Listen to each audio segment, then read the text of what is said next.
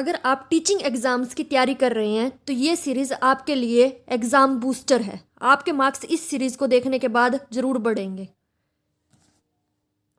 चलो अपने first question की तरफ बढ़ते हैं। और इस जो सीरियस स्टूडेंट्स हैं वो लास्ट तक यहाँ तक जुड़े रहेंगे और जो सीरियस नहीं है वो छोड़कर जा सकते हैं।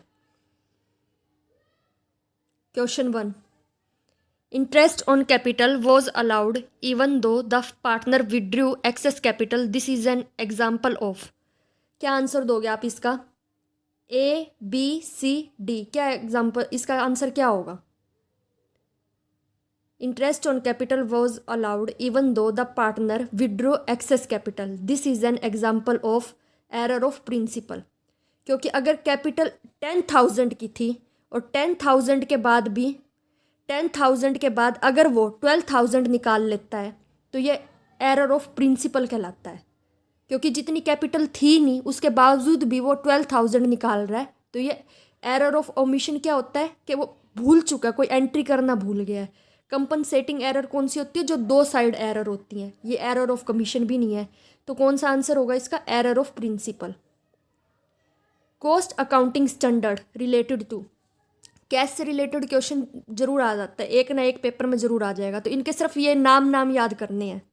Employ cost, overheads, classification of cost, material cost. क्या आंसर होगा इसका? Classification of cost. जिसने सी आंसर दिया है उनका सबका ठीक है। Question number 3, cash for is mainly used for. क्या आंसर होगा इसका? Inter unit transfer. Option 4, question number 4, abnormal loss in cost accounting is option A included in cost of production, option B excluded and charged to profit and loss account, C added to prime cost, D distributed over units। तो जिसने भी इसका answer excluded and charged to profit and loss account दिया उनका सबका ठीक है। अब नॉर्मल लॉस को प्रॉफिट एंड लॉस में डाला जाता है, इसको प्राइम कॉस्ट में भी नहीं डाला जाता, और जो यूनिट्स प्रोड्यूस की गई हैं उनके ऊपर भी इसको नहीं डाला जाता। कॉस्ट ऑफ प्रोडक्शन में इसको इंक्लूड नहीं करते। एक अब नॉर्मल लॉस है और इसको प्रॉफिट एंड लॉस अकाउंट में लॉस या प्रॉफिट कैलकुलेट करने के लिए डाल देते हैं बस। Question number 5, normal loss in cost accounting is. Normal loss को कैसे कैलकुलेट करोगे? इग्नोर कर दोगे, प्रॉफिट एंड लॉस से चार्ज करोगे, included in cost of production, treatment as अब नॉर्मल लॉस। तो जिसने भी इसका आंसर दिया है included in cost of production, option number c, normal loss को आप कॉस्ट ऑफ प्रोडक्शन में डालते हो। इसको जो है जितनी भी यूनिट्स आपने प्रोड्यूस किए उसके ऊपर डिस्ट्रीब्यूट करके पूरी कॉस्ट निकाली जाती है। इसको आप इग्नोर नहीं कर सकते। क्वेश्चन नंबर 6 भूल गई हूँ, 7 देख लो। The biggest limitation of functional organisational structure is. Functional organisation में क्या होता है? Specialisation, lack of coordination, high cost, lack of discipline. इसकी सबसे बड़ी लिमिटेशन क्या है फंक्शनल ऑर्गेनाइजेशन की? जिसने भी इसका आंसर दिया लैक ऑफ कोऑर्डिनेशन, उसका आंसर ठीक है। फंक्शनल ऑर्गेनाइजेशन की सबसे बड़ी अगर लिमिट होती है तो इसकी कोऑर्डिनेशन की इसकी लिमिट होती है। Divisional organisational structure is most suitable for, option a small business, option b single product firms, option c large organisations with diversified products, option d sole partnership. क्या आंसर होगा इसका?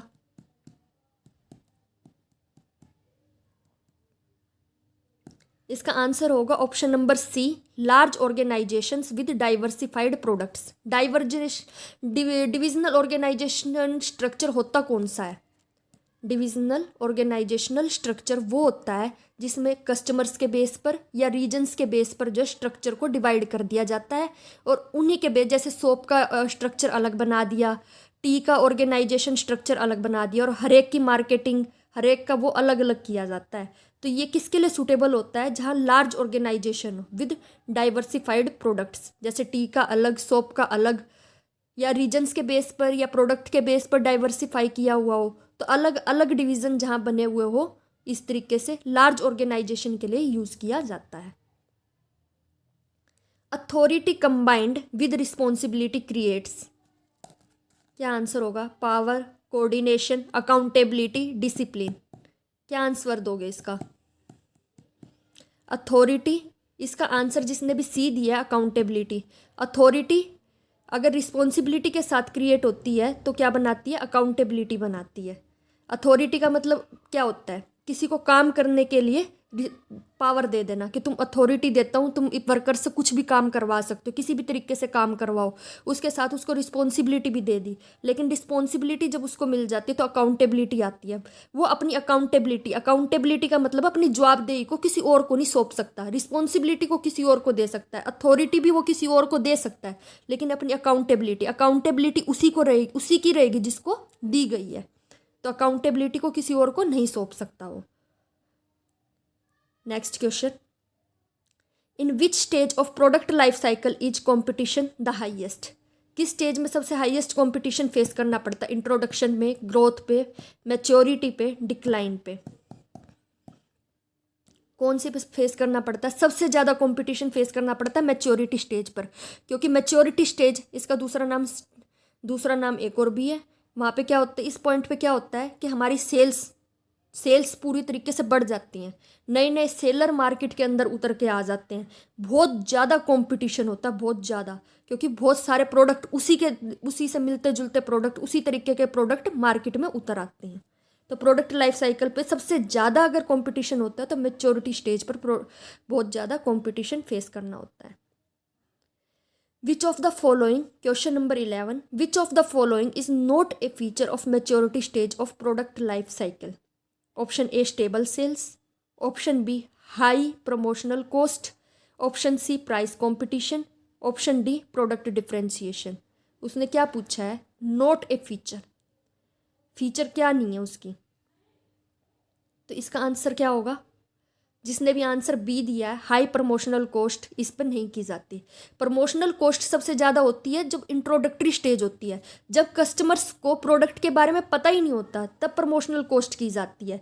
लेकिन जब पता लग चुका है, मार्केट में नए नए प्रोडक्ट उतर के आ चुके हैं, सेल्स स्टेबल हो चुकी है, प्राइस कॉम्पिटिशन भी बहुत ज़्यादा होता है, प्रोडक्ट डिफ्रेंशिएशन हो चुका होता है, उस टाइम पर हाई प्रमोशनल कॉस्ट यहाँ पर नहीं की जाती।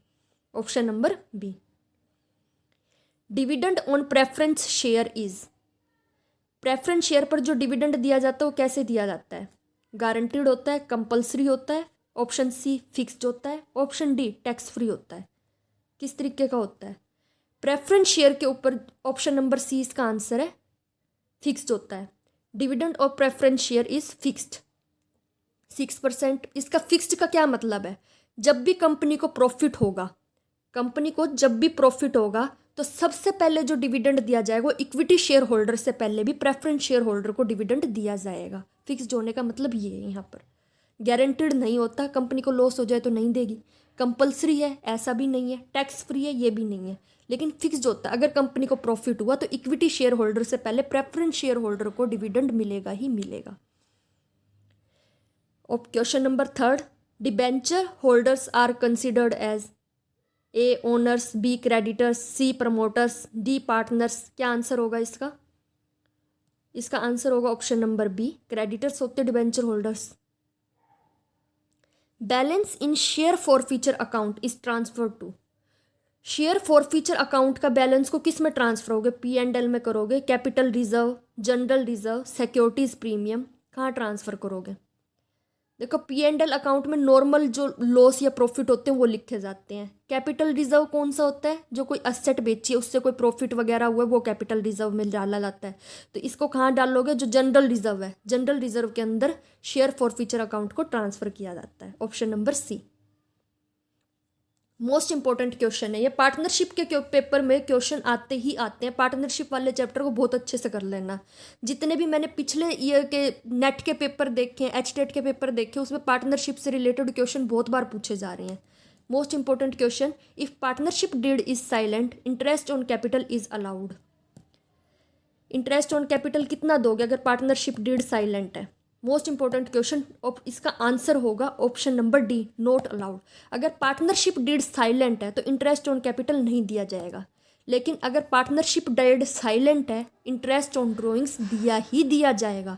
पार्टनरशिप डीड साइलेंट है तो इंटरेस्ट ऑन ड्रॉइंग 6% दिया जाता है, लेकिन अगर पार्टनरशिप डीड साइलेंट है तो इंटरेस्ट ऑन कैपिटल नहीं दिया जाता। इंटरेस्ट ऑन कैपिटल तभी दिया जाता है जब पार्टनरशिप डीड में लिखा हो। अगर पार्टनरशिप डीड में ये लिखा है कि interest on capital allowed according to partnership deed, तो मैक्सिमम 6% दे सकते हो। और अगर उसमें इंटरेस्ट की रेट लिखी हुई हो कि 8% अकॉर्डिंग टू पार्टनरशिप डीड, तो इंटरेस्ट ऑन कैपिटल 8% दिया जाएगा, वरना according to partnership deed 6% interest on capital भी दिया जाता है। लेकिन अगर साइलेंट है तो नॉट अलाउड। ये नेक्स्ट क्वेश्चन बिल्कुल वैसा ही आया है। Question number 16, interest on drawings is charged when firm has profit, deeds provide for it, partners demand and capital is high. Interest on drawing कब चार्ज किया जाता है? इंटरेस्ट ऑन ड्रॉइंग्स, इसका आंसर होगा ऑप्शन नंबर ए। अगर firm को profit हो तब इंटरेस्ट ऑन ड्रॉइंग दिया जाएगा, प्रॉफिट ही नहीं होगा तो इंटरेस्ट ऑन ड्रॉइंग चार्ज नहीं किया जाता। Primary function of management is, most basic question है, ये सबको आंसर पता है। Controlling, planning, staffing, directing. क्या है पहला फंक्शन? प्लानिंग है। The basis of formal organisation is, option A social interaction, option B authority responsibility relationship, option C friendship, option D informal groups. क्या आंसर होगा इसका? फॉर्मल ऑर्गेनाइजेशन में क्या होता है? जिसने भी इसका आंसर अथॉरिटी रेस्पॉन्सिबिलिटी रिलेशनशिप दिया है उसका आंसर ठीक है। इसका आंसर होगा ऑप्शन नंबर बी। क्या होगा? फॉर्मल ऑर्गेनाइजेशन क्या होता है? फॉर्मल ऑर्गेनाइजेशन होता ही वहाँ जहाँ हर एक की ड्यूटी, हर एम्प्लॉय को ये पता होता है कि मैंने किससे जो है डायरेक्शन लेनी है और किसको अपनी रिपोर्ट देनी है। हर किसी को ये पता होता है एम्प्लॉय को मेरा बॉस कौन है, बॉस को पता होता है मेरे ये एम्प्लॉय है, मैंने इसके ऊपर जो है लीडरशिप करनी है, मैंने इसको डायरेक्शन देनी है। हर एम्प्लॉय का, हर बॉस का मैनेजमेंट में पूरी तरीके से रिलेशनशिप क्लियर होता है। तो आंसर नंबर बी हो जाएगा इसका answer. Which of the following is not an internal source of finance? Internal source कौन सा नहीं है? रिटेन्ड अर्निंग्स तो फर्म के अंदर ही होती है। डेप्रिसिएशन, ट्रेड क्रेडिट, इसका आंसर होगा इश्यू ऑफ शेयर्स। क्या आंसर होगा इसका? जो मेन बात पे ध्यान दो, इंटरनल सोर्स ऑफ फाइनेंस नहीं है, नोट पूछा है उसने। क्या आंसर होगा इसका? Issue of shares. Issue of shares जब करते हैं तो एक्सटर्नल सोर्स होता है वो फाइनेंस का, बाहर से आप पैसों को इकट्ठा कर रहे हो। Answer number D. Question number 20, preference share capital can be redeemed out of capital reserve, revaluation reserve, profit और फ्रेश इश्यू ऑफ शेयर और debenture redemption reserve. Preference share capital कहाँ से रिडीम कर सकते हो? कौन सा क्वेश्चन था? सॉरी,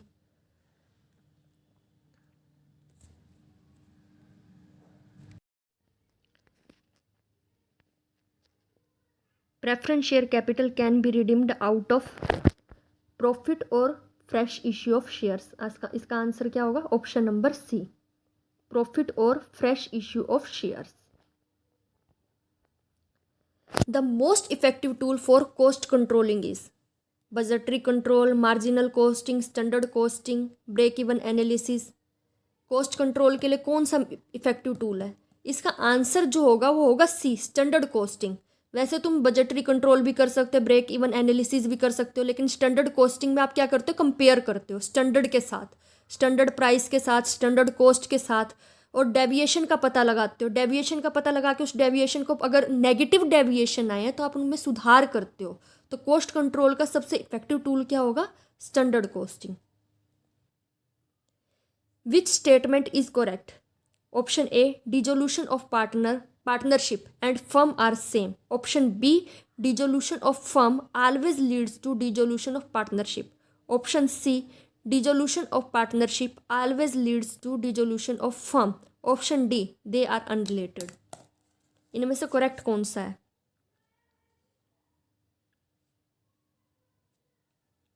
इसका आंसर होगा बी। अगर फर्म का डिसोल्यूशन हो जाता है तो डिजोल्यूशन पार्टनरशिप का भी हो जाता है। लेकिन अगर पार्टनरशिप का डिजोल्यूशन हो रहा है तो इसका मतलब ज़रूरी नहीं है कि फर्म भी डिजोल्यूशन हो जाएगी। अगर 3 पार्टनर्स थे, 3 पार्टनर्स में से 2 पार्टनर्स छोड़ के चले गए हैं तो 1 पार्टनर क्या करेगा, अपनी फर्म को चला सकता है। तो 3 के पार्टनर के चले जाने से, पार्टनर्स के छोड़ के चले जाने से, पार्टनरशिप खत्म हो जाने से फर्म खत्म नहीं हो जाती। और dissolution of partnership firm same नहीं है, दोनों का डिजोल्यूशन अलग अलग होता है। तो ऑप्शन नंबर क्या हो जाएगा, option number C. Question number 23 को पढ़िए। Authority without responsibility leads to option A efficiency, option B accountability, option C misuse of power, option D discipline. अगर अथॉरिटी के साथ रेस्पॉन्सिबिलिटी ना दी जाए तो क्या होगा, मिसयूज ऑफ पावर होगा।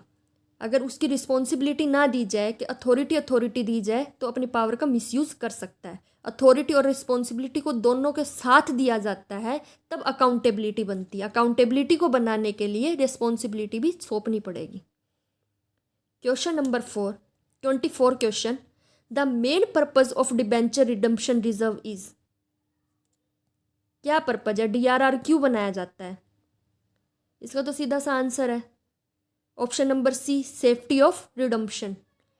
जब डिबेंचर्स हैं उनकी पेमेंट करने के लिए डीआरआर बनाया जाता है।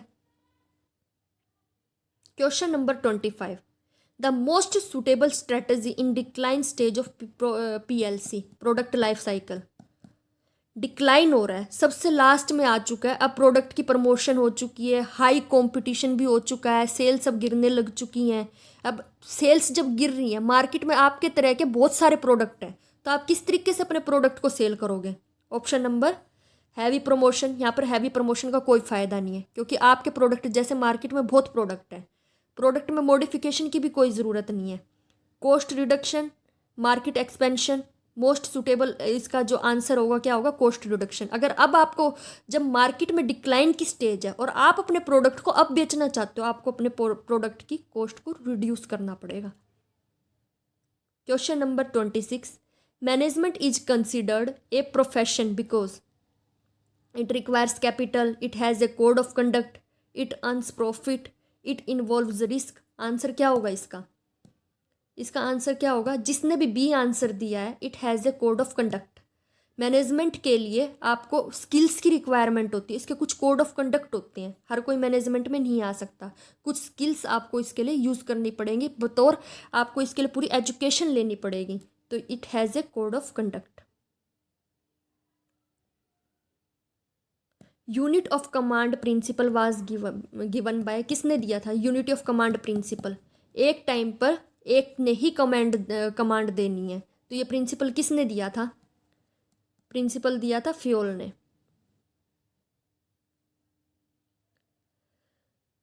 (28) question. Bonus shares are issued to employees, preference share holders, equity share holders, debenture holders. Bonus share किसको दिए जाते हैं? सीधा सा आंसर है एम्प्लॉयज को दिए जाते हैं, option number A. Option number 29। Preliminary expenses are written off against. Preliminary expenses को कहाँ से तुम राइट ऑफ कर सकते हो? इसका आंसर हर कोई मेरे को कमेंट सेक्शन में लिख के बताएगा। प्रिलिमिनरी एक्सपेंसेस का रिटर्न ऑफ कहाँ से कर सकते हो? नेक्स्ट क्वेश्चन को देखते हैं। The main objective of financial management is profit maximisation, wealth maximisation, sales maximisation, cost reduction. जो फाइनेंशियल मैनेजमेंट की जाती है उसका जो मेन ऑब्जेक्टिव होता है वो वेल्थ मैक्सिमाइजेशन होता है। कुछ लोग इसका प्रॉफिट मैक्सिमाइजेशन आंसर दे सकते हैं, लेकिन अगर लॉन्ग टर्म में अगर फाइनेंशियल मैनेजमेंट का मेन ऑब्जेक्टिव है तो वेल्थ मैक्सिमाइजेशन है। कैसी लगी आपको ये सीरीज़? कमेंट सेक्शन में ज़रूर बताइएगा।